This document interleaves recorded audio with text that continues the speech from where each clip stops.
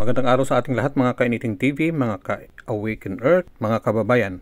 Narito na ang ating latest weather update ngayong araw ng Biyernes, January 17, 2025, alas 11 ng umaga. Base sa ating weather satellite animation, wala po tayong nakikitang anumang masamang panahon, low pressure area o bagyo sa labas o loob ng ating bansa. Makikita natin dito sa weather map na halos wala po tayong nakikitang makapal na kaulapan sa ating bansa. Maliban po dito sa mga piling lugar, lalo na po dito sa may eastern section ng Luzon, gaya ng Cagayan Valley, Isabela, Aurora at kasama na rin yung Cordillera Administrative Region na magiging maulap at may light to moderate rains at lumalamig pa ang hangin dahil lumalakas na naman ang amihan. Dito naman sa western side ng Luzon, sa may Ilocos Region, sa may Zambales, ayan, sa Metro Manila ay bihira po ang mga pag-ulan dito, no? Medyo mainit. Ngunit mamayang gabi, mabalik naman ang malamig na simoy ng hangin.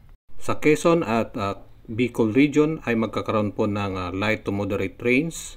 Isolated rains naman sa Mimaropa at ilang bahagi po ng Southern Luzon na dulot po ng shear line. Posible rin ang pagulan sa Eastern Visayas, Central Visayas at Siargao Islands. Magiging mainit naman sa natitirang bahagi ng Visayas at Mindanao. Ngunit may posible pa rin mga kalat-kalat na pagulan.